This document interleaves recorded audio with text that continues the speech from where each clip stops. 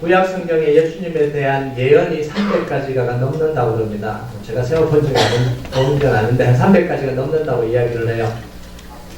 예수님의 탄생은 그 모든 예언을 다 성취시켜야 되니까 굉장히 복잡하고 어려운 일입니다. 그냥 예수님이 태어나시면 되는 게 아니고 이 300가지 예언된 걸 다 성취시키면서 태어나야 되니까 이게 얼마나 복잡하겠어요. 누군가 예수님에 대해서 예언이 성취될 확률을 계산했습니다. 참 이런 분들 참 대단해요.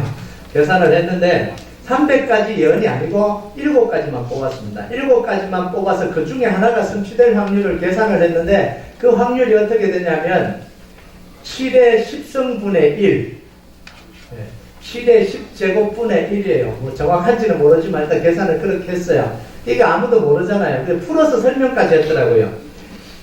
1세트짜리 동전을 텍사스가 얼마나 넓습니까?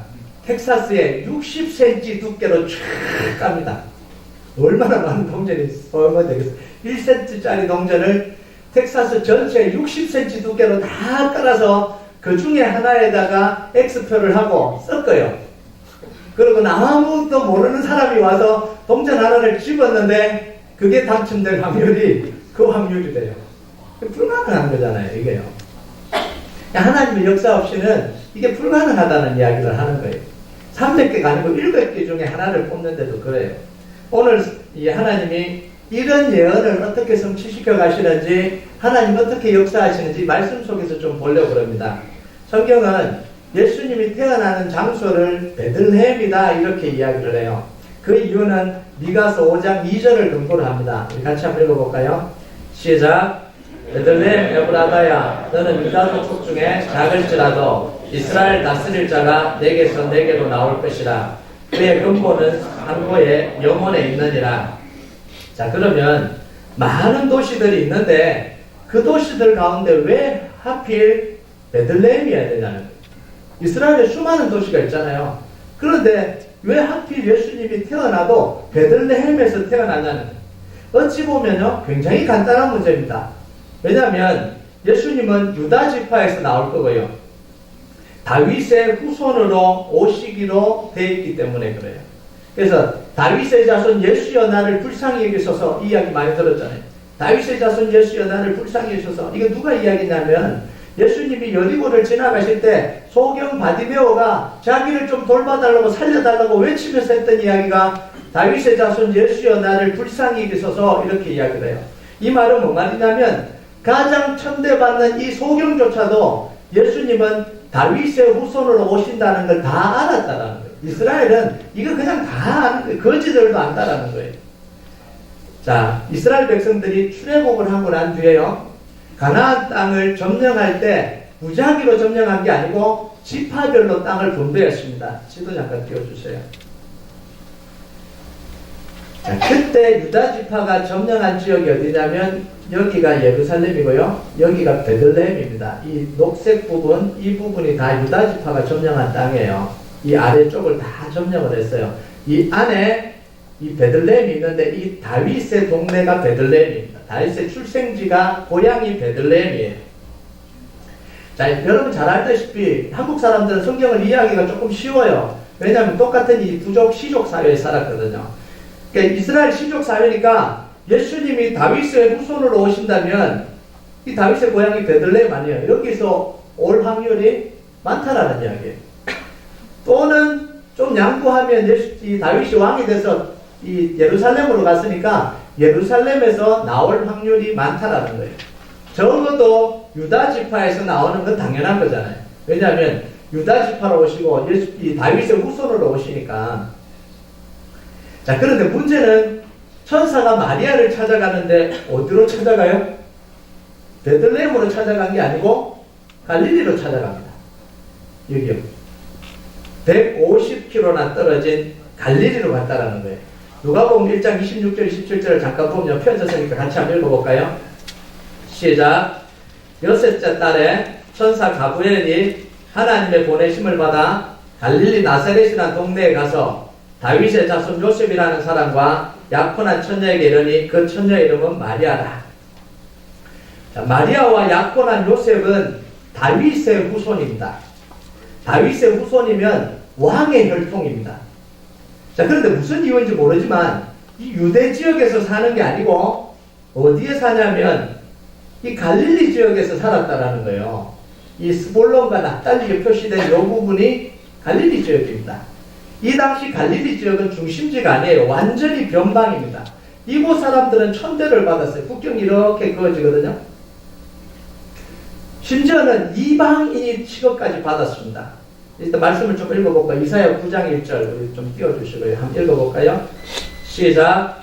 전에 고통받던 자들은 흑암이 없으리로다. 옛적에는 여호와께서 스불론 땅과 납달리 땅이 멸시를 당하게 하셨더니 후에는 해변길과 요단 저쪽 이방 갈릴리를 영화롭게 하셨느니라. 자, 여기서 나오는 게 시도 다시 좀 띄워주세요. 스불론 땅과 납달리 땅이 멸시를 당했잖아요. 스불론 땅, 납달리, 갈릴리잖아요.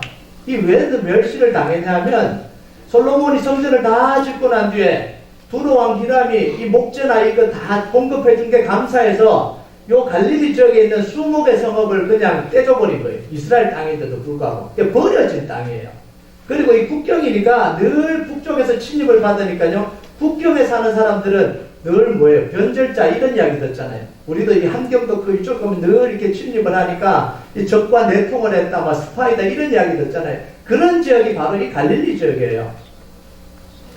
자, 그런데 왕족이었던 요셉이 자기 친척과 고향들을 다 놔두고 이 멀리 떠나서 이렇게 먼 갈릴리 지역까지 왔다라는 건 뭘 의미하는 거예요? 성공해서 온 것도 아닙니다. 자발적으로 온 것도 아니었을 거예요. 어쩔 수 없어서 피치 못해서 어려움이 있었기 때문에 온 게 틀림이 없다라는 거예요.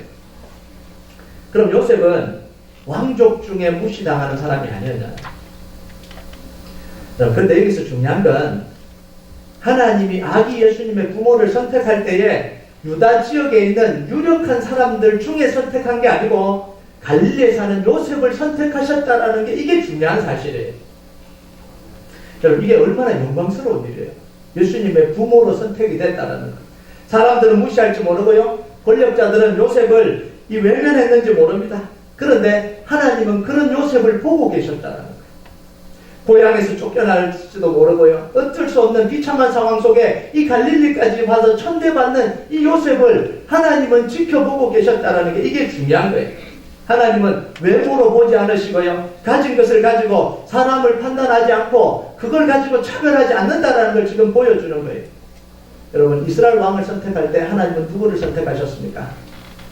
아버지에게 버림받고 형제들에게 왕따당하고 양치고 있었던 목동 다윗을 왕으로 선택하는. 내가 보니까 이 다윗이 너무너무 신실하다는. 사람들은 다 버렸는데 선지자 사무엘에 가서 기름 부으려고 그러는데 아버지가 또 없냐 그러니까 그 아들은 데려올 필요 없다 그래 버렸잖아요. 그러니까 사무엘이 그 아들 안 데려올 때까지는 내가 먹지 않겠다. 그래서 데려온 아들이 이 다윗 아니에요. 사람들이 다 무시했는데 그런데 하나님은 그 다윗을 선택해서 이스라엘 왕으로 삼아주신 거예요. 마찬가지로 이번에도 변방 갈릴리로 쫓겨난 생활하는 이 요셉을 선택하신 거예요. 요셉에게 하나님 뭐라 그랬습니까? 의로운 사람이다 이렇게 이야기하잖아요. 여러분, 한나의 기도가요 정말 그 맞는 이야기예요. 정말 그 제대로 된 고백이잖아요. 우리 같이 한번 읽어볼까요? 사무엘상 2장 7절에서 8절 같이 한번 읽어볼까요? 시작. 여호와는 가난하게도 하시고 부하게도 하시며 낮추기도 하시고 높이기도 하시는도다. 가난한 자를 찐표에서 일으키시며 빈궁한 자를 그럼더미에서 올리사 귀족들과 함께 하시며 영광의 자리를 차지하게 하시는도다. 땅의 기둥들은 여호와의 것이라. 여호와께서 세계를 그것들을 위해 세우셨도다. 아멘. 여러분, 이게 얼마나 감동이 되는 말씀이에요. 하나님은 이 가난한 자를 진토에서 일으키시고 빈궁한 자들을 그런들에서 올리사 귀족들과 함께 하시고 이 변방으로 쫓겨나서 이 요셉을 하나님께서 돌보시고 하나님이 사용하시는 거잖아요. 여러분, 이 달라스가 미국의 중심은 아니잖아요. 그죠? 우리가 비참한 게 아니에요. 네. 뉴욕에 사는 것도 아니고 뭐 LA 좀 아는 것도 아는데 뭐 아들을 놓으면 뉴욕으로 보내야 된다 그러잖아요. 제가 뉴욕을 가본 적이 없어요. 우리 이 달라스는 뭐예요? 변방 아니 변방. 그런데 우리가 여기 있다 그래서 뭐 꿀릴 게 하나도 없어요. 하나님이 우리를 보고 계시는 거예요. 여러분, 이 달라스의 큰 나무 교회가 제일 큰 교회입니까? 네. 아니잖아요. 큰 교회 많아요. 그럼에도 불구하고 우리가 여기 신앙생활하는 게 얼마나 감사해요. 하나님이 우리를 보고 계시는데.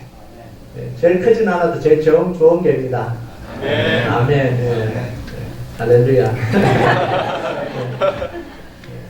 여러분이 여기서 이 달라스에서 제일 부자십니까?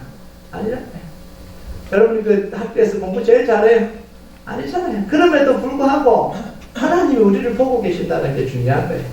하나님 우리를 신실하게 생각하신다는 게 그게 중요한 거예요. 자, 하나님이 이런 요셉을 선택하신 건 좋은데 문제가 뭐예요? 요셉이 지금 갈릴리에 살고 있다는 게 이게 문제 아니에요. 약혼자인 마리아가 임신을 했는데 출산하기 위해서 베들레헴으로 간다는 게 이게 불가능한 일 아닙니까? 예수님은 베들레헴에서 태어나야 되는데, 여러분 요즘 시민권을 얻기 위해서 원정 출산 같은 걸 하지 않습니까? 그런데 이 당시는 원정 출산이라는 개념 자체가 없을 때예요. 여러분, 마리아가 임신한 마리아가 왜 베들레헴으로 가겠어요? 갈 이유가 하나도 없습니다. 여러분, 여성분들은 잘 알잖아요. 출산하실 때 어디에서 출산하십니까? 친정에서 출산하시죠. 제일 편한 데서 출산하지 않습니까? 제일 안정적인 데서 출산하지 않습니까? 평생을 이 갈릴리에서 살아오고 거기에 다 친족들이 있는 이 마리아가 뭐 때문에 베들레헴으로 가서 출산을 하겠습니까? 거기서 출산한다 그래서 뭐 시민권을 주는 것도 아니고요. 이익이 되는 게 하나도 없습니다. 우리 딸 지우가요, 한국에서 태어날 뻔했습니다. 미국에서 살고 있는데 임신할 때 돼서 한국 가서 낳겠다 그러는 거예요. 편한데 이 부모님이 있는데 이 한국에 익숙하니까 거기서 넣겠다 그러는 거예요. 그래도 다행히 하나님이 보호하사 달라스 있는 병원에서 태어났어요. 이게 여자들이 쉽네요. 편한 곳에서 안정된 곳에서 낳으려고 그러는, 아무도 모르는 그곳에 가서 누가 아기를 낳으려고 그러겠어요. 만약 예수님이 갈릴리에서 태어났다면 예언은 어떻게 되는 거예요? 예수님에 대한 예언은 무너지는 거잖아요. 자, 이때 하나님이 하신 방법이 뭡니까? 그게 바로 1절이, 오늘 1절이 등장하는 이유입니다. 1절을 다시 한번 읽어볼까요? 1절 시작.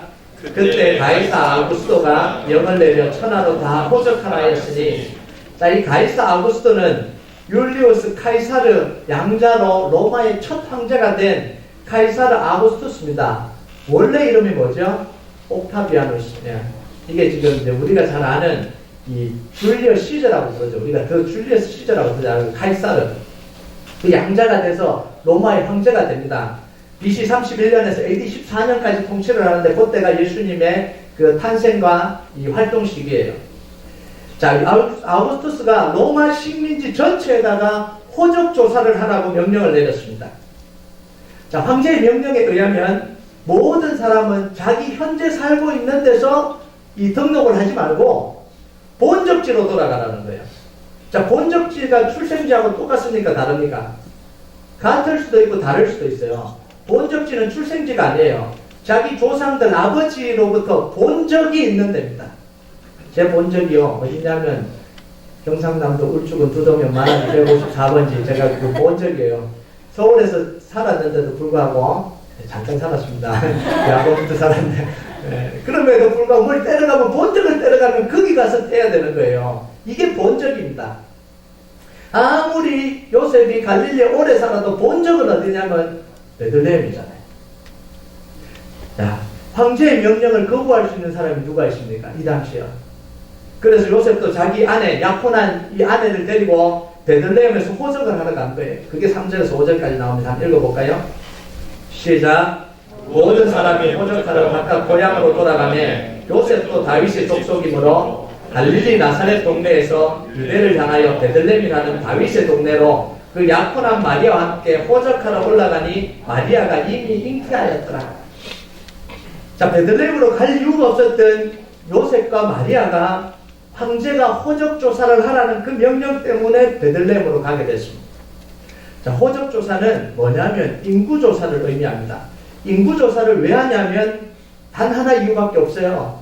세금을 많이 거두려고 인구 조사를 하는 겁니다. 인구를 조사해서 그 머리수당 세금 내라고 인구 조사를 하는 겁니다.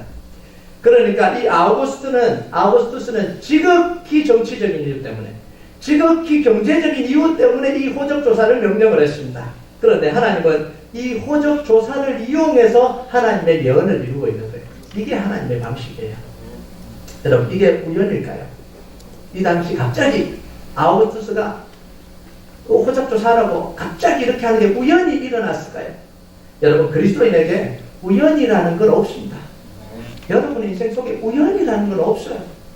우연히 저를 만난 게 아닙니다. 우연히 옆에 있는 이 짝지를 만나신 게 아니라고요. 그러니까 이 원수 같은 남편 아내 그렇게 하지 마시고, 우연히 만난 게 아닙니다. 분명히 여러분이 기도하는 가운데 그런 사람을 원했을 거고 기도했을 거고 그런 사람을 만날 준비를 했기 때문에 그런 분을 만나고 있는 거예요. 여러분, 하나님은 선한 일도 사용하시는데 악한 일도 사용하십니다. 이게 하나님이에요. 요셉이 뭐라고 고백합니까? 창세기 50장 20절에요.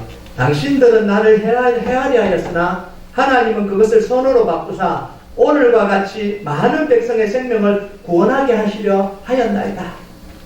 이 이스라엘 백성들이요, 구원 얻어야 되니까 7년 6년 동안 먹고 살 수가 없잖아요. 그리고 아브라함과 약속한 약속이, 큰 민족 이룬다 약속이 이루어져야 되면 애굽으로 내려가야 되는데, 이 애굽으로 내려가려면 요셉을 애굽으로 먼저 보내야 돼요. 그럼 유학을 보낼 수도 있고 먼저 이렇게 같이 가족들이 일할 수도 있는데 어떻게 보냅니까? 형들의 악한 의도를 통해서 하나님이 요셉을 보내서 하나님의 뜻을 이루시잖아요. 이게 그렇게 될지 누가 알았겠습니까? 어떻게 형들이 동생을 그렇게 무참히 죽이려고 그럴 수 있고 죽이지는 못하니까 팔아버릴 수 있냐는 거예요. 그런 악한 의도 속에서도 하나님은 요셉을 보호하시고 요셉만 보호하신 게 아니라 이스라엘 전체를 보호하시고요. 하나님의 역사를 이루어버리시잖아요. 이게 하나님의 능력이라는 거예요. 여러분, 하나님의 백성들이 우리에게는요, 일어나는 일이 우연히 일어나는 일은 없습니다. 모든 것이 하나님의 섭리 가운데서 일어납니다. 이게 왜 중요하냐면요, 악한 일이든 선한 일이든 좋은 일이든 나쁜 일이든 모든 일이 하나님의 컨트롤 하에 있다는 거예요. 이게 중요한 사실이에요. 자, 그래서 우리는 불행을 두려워하거나 재앙이 닥칠 것을 걱정하고 염려할 필요가 없습니다. 왜냐하면 화를 복으로 바꾸시는 하나님이 우리와 함께 계시기 때문에 그래요. 여러분, 근데 비크리찬은 아니에요. 비크리찬이 제일 두려워하는 게 뭔지 아세요? 그 집안에 화가 미치는 거예요. 자기 인생에 애군이 끼는 거예요. 이걸 제일 두려워합니다. 그래서 어디를 찾아가죠? 무당 찾아가잖아요. 그 애군이 오면 안 돼요. 그러니까 이사하는 날도 손 없는 날을 택하잖아요.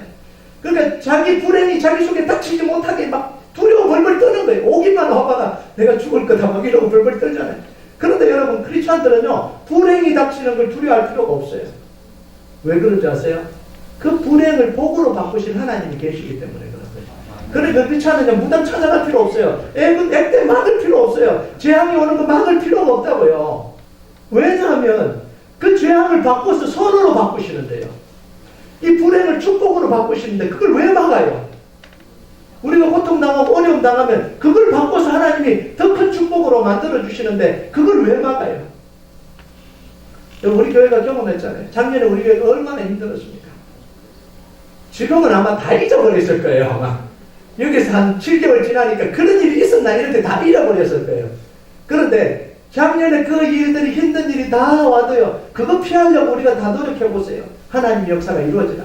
그 고난과 그 어려움을 다 기도로 받아들이니까 하나님 이런 기적들을, 지금 오늘날의 기적을 이루시는 거 아니에요?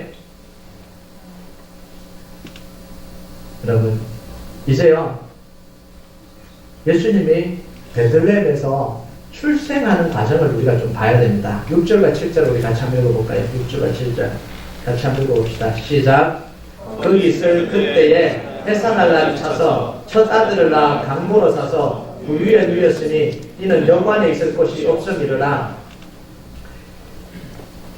자, 이 부분을 설명할 때요, 이 크리스마스 스토리가 우리에게 굉장히 많이 왜곡되어서 지금 전달되고 있습니다. 사실이 아닌 사실을 우리는 마치 사실처럼 받아들이고 있는 부분이 굉장히 많아요. 이게 지금 캐톨릭의 영향인데요, 이 말씀에 근거하지 않는 이야기들이 계속해서 떠돌아요.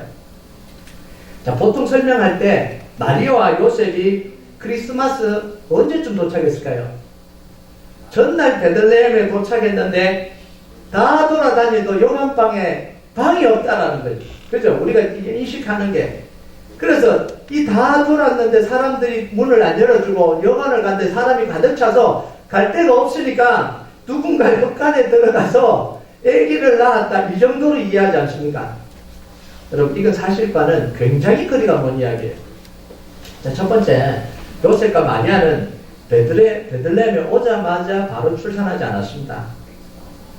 6절을 보면요, 거기 있을 때에 해산할 날이 차서 이렇게 이야기합니다. 이게 무슨 이야기죠? 그곳에 머물고 있는 사이에 해상 기간이 채워졌다, 이런 이야기예요. 요셉과 마리아가 며칠 머물 계획을 가지고 베들레헴을 방문했는지 모르지만 그곳에 도착하고 시간이 흐르고 난 뒤에 출산을 했다라는 거예요. 이 말은 뭔 말입니까? 머물 거처를 이미 다 확보를 하고 머물고 있었다, 이런 이야기입니다. 여러분, 상식적으로 생각을 해보세요. 자기 아내가 만삭인데 곧 오늘 내일 하는 사람을 데리고 150km를 걸어서 데리고 갈 이 남자가 도대체 어디 있어요? 그 남자랑은 빨리 헤어지시기 바랍니다. 죄송합니다. 헤어지라고 그랬습니다. 네. 상식적으로 생각해보면 그런 게 아니에요. 이미 집에서 머물고 있다가 해산할 날이 차서 그렇게 이제 해산을 했다, 이런 이야기예요. 자, 두 번째는 여관에 있을 곳이 없음이러라, 7절에 이렇게 기록되어 있잖아요. 이 부분 때문에 오해를 많이 해요. 자, 이 부분을 요셉과 마리아가 배척당했다고 주장하는 근거로 사용하는 사람들이 많습니다. 베들레헴은 다윗의 고향입니다. 그리고 요셉은 다윗의 혈통인 왕족이에요. 자, 그런데 이 베들레헴에는 친척들이 있었을 거 아니에요, 그죠? 친척들이 분명히 존재를 했습니다. 그런데 이들이 요셉과 마리아를 위해서 방을 안 내줬다는 이야기는, 여관에 갔다는 이야기는, 그죠? 안 내줬다라는 이야기 아닙니까? 그 이야기 받겠는데요. 근데 여관에도 갔는데 방이 없어서 마구가루로 갔다, 이렇게 지금 이야기를 하고 있는 거예요. 이걸 뭐하고 연결시키냐면 요한복음 1장 11절하고 연결을 시킵니다. 자기 땅에 오매 자기 백성이 영접지 아니하였더라. 참 기가 막히게 연결이 되죠. 이 애기가 태어나려고 했는데 방을 구했는데 다 거절을 했다는 거예요. 그래서 무슨 이야기가 나오냐면 예수님을 거절했기 때문에, 이 아기 예수님을 거절했기 때문에 하나님이 그 베들레헴에 있는 2살 아래 아기들은 다 죽였다, 이렇게 지나친 해석을 하는 거예요. 지나친 해석을 해도 너무 지나치게 해석을 하는 거예요. 여러분, 그런데요, 요한복음 1장 11절에 이 자기 땅에 오매 자기 백성이 영접지 않았다는 건 이 아기 예수님이 들어갈 방이 없었다, 이런 이야기가 아니고 사람들이 메시아인 예수님을 거역하고 십자가에 못 박았다라는 그 이야기를 하는 겁니다. 그리고 성경에 보면 베들레헴 사람들이 요셉과 마리아를 거절했다는 이야기가 안 나와요. 거절해서 뭐 쫓아다녔다, 이렇게 빈 방이 있어요 이렇게 두드리고 있는 뮤지컬도 있잖아요.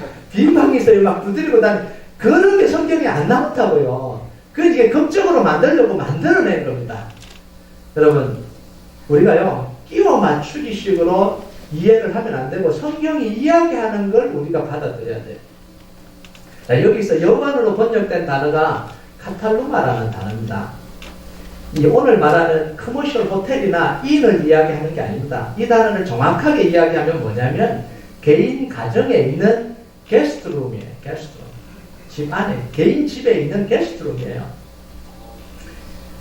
이 누가가 이 단어를 똑같이 사용해요. 이게 지금 다 누가복음에서 한 사람이 기록한 거거든요. 누가복음이 이 똑같은 단어를 언제 기록을 하냐면 예수님이 마지막 만찬 하실 때 이 제자들을 먼저 보내서 그 만찬할 장소를 구해라, 이렇게 이야기를 하잖아요. 그러니까 제자들이 가서 그 집 주인에게 가서 뭐라 그러냐면 예수님이 제자들과 함께 유월절 음식 먹을 객실이 어디에 있습니까? 이런 이야기, 게스트룸. 그게 바로 카탈루마라는 단어로 쓰인 거예요.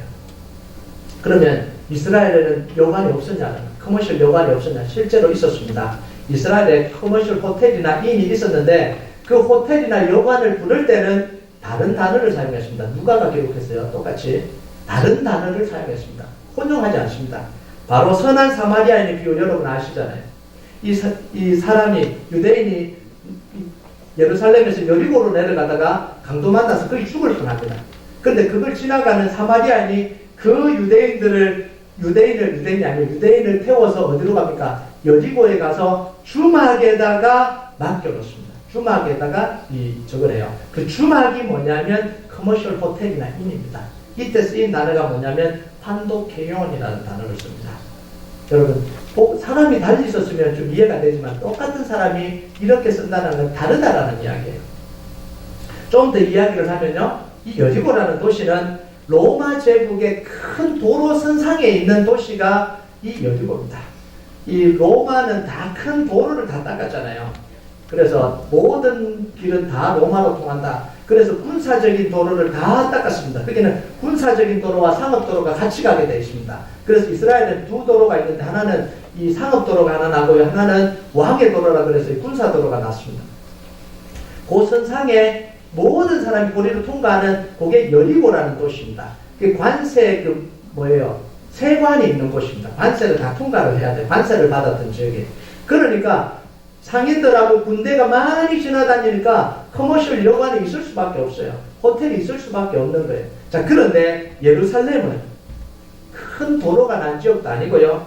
시골에 있는 아주 작은 도시입니다. 큰 도시도 아니에요. 이스라엘 사람들조차도 이 베들레헴이 어딘지를 모르는 그런 도시입니다. 이런 곳에 호텔과 여관이 있을 수가 없어요. 여러분, 혹시 칠곡이라는 데를 아십니까? 모르시잖아요. 네. 경산이라는 데를 아십니까? 잘 모르시잖아요. 그래도 이게 이 경남 쪽에 살고 이게 경부고속도로를 왔다 갔다 하는 사람들은 알아요.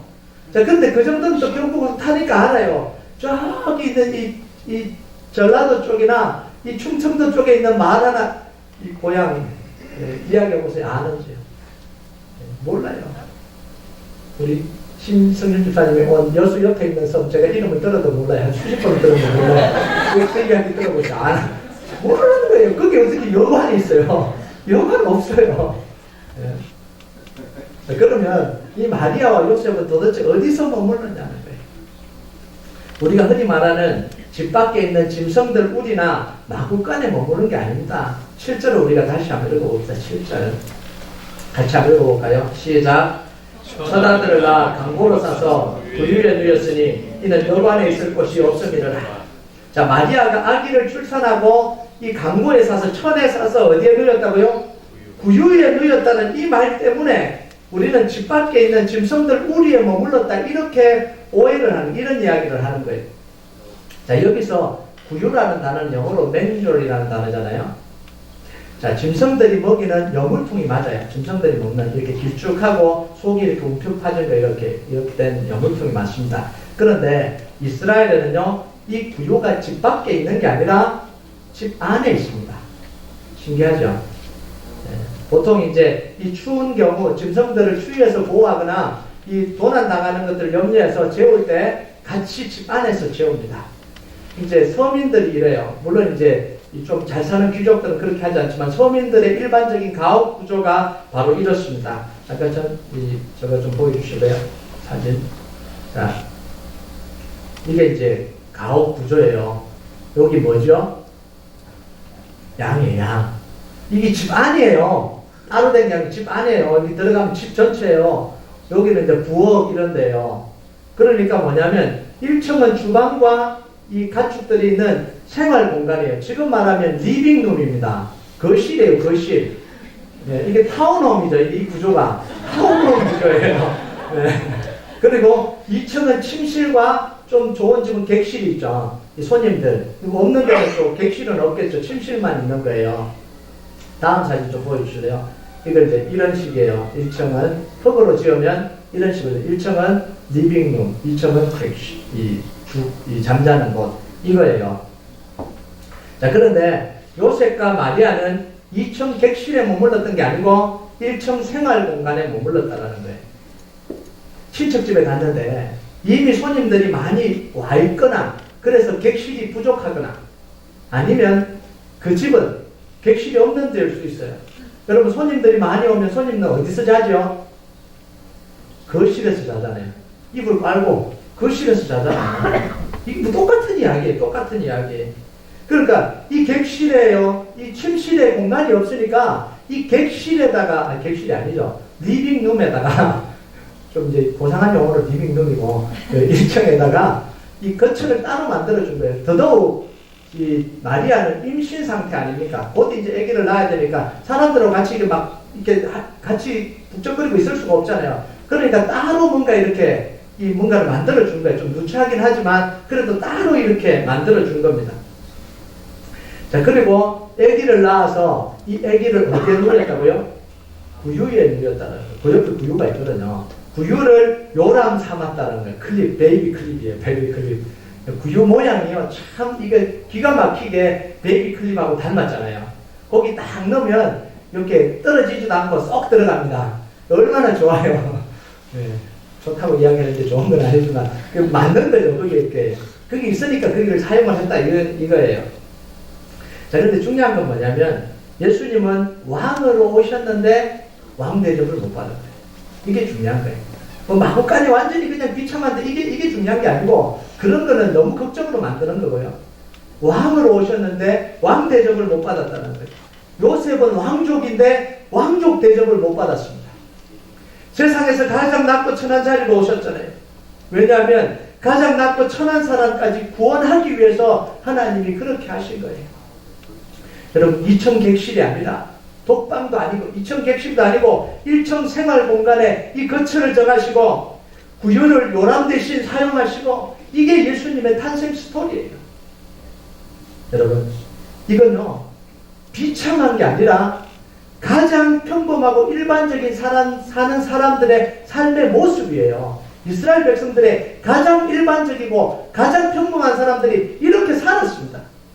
예수님이 특별하게 막 비참하게 이렇게 된 게 아니고 그 평범한 사람들의 삶을 같이 누렸다 이런 이야기를 지금 하고 있는 거예요.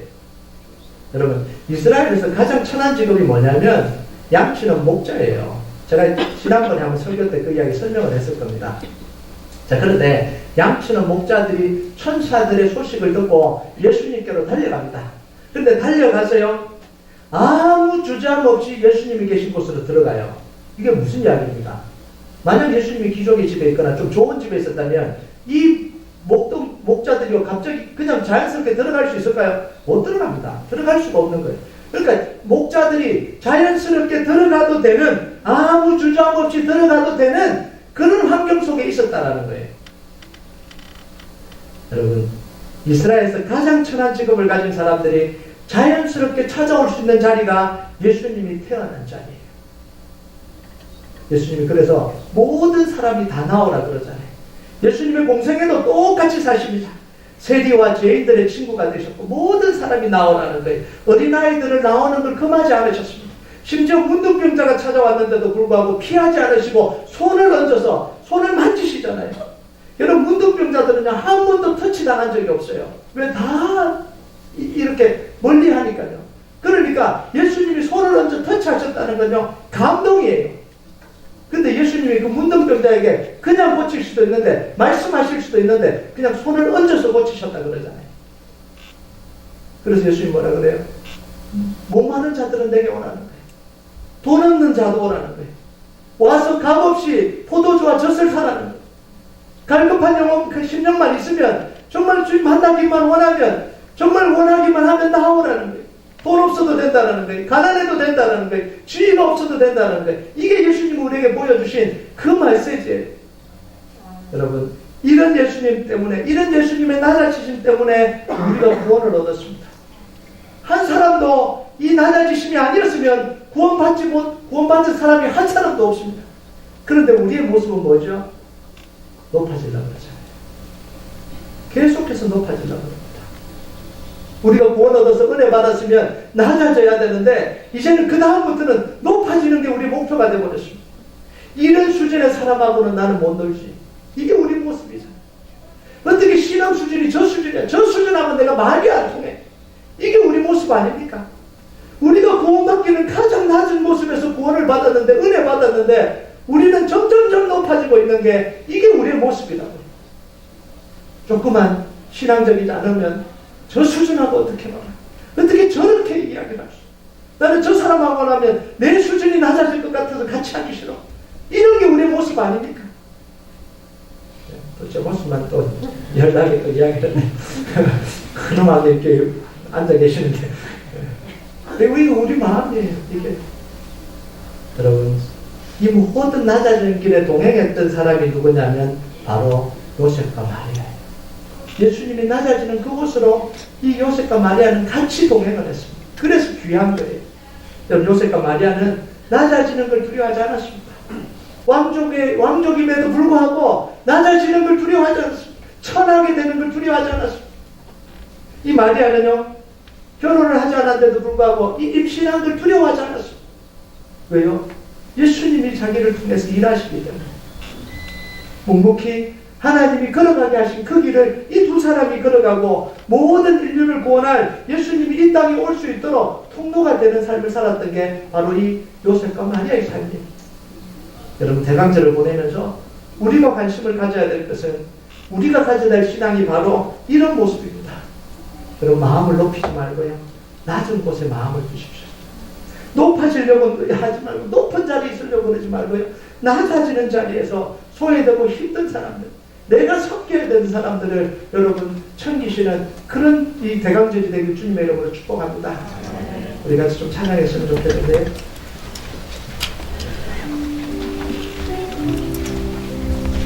우리는요, 두려워합니다. 낮아지는 걸 두려워하고요, 수준 떨어지는 걸 두려워해요. 불행이 오는 걸 두려워하고요, 힘든 걸 두려워해요. 얼마나 많이 그런지 몰라요.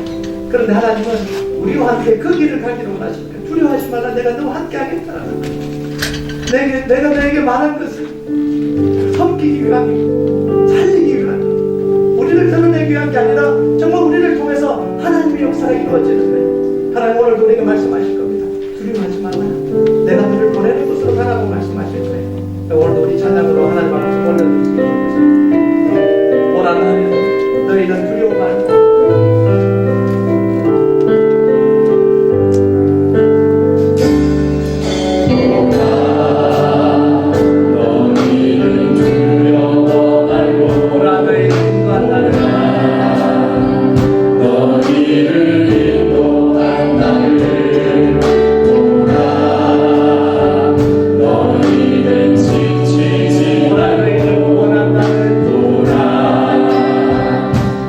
너희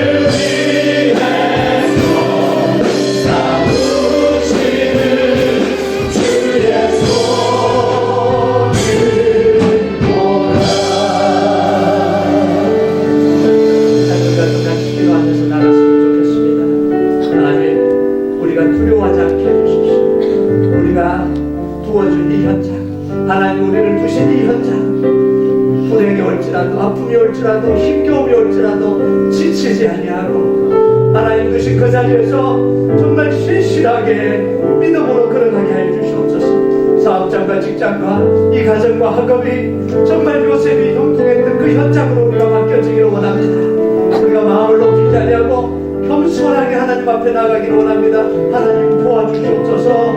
이 시간 간절히 우리 기도하도록 하겠습니다. 아버지